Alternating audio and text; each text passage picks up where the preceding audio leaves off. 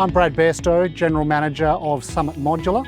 So today we are handing over our Department of Communities project in Wandina Geraldton. This project is a complete turnkey development that has involved the building of 16 modular homes at our facility in Canning Vale and then delivered to site, and including patios, carports, sheds, clotheslines, everything required for the residents to be able to move in. And this incredible project was delivered in just 7 months.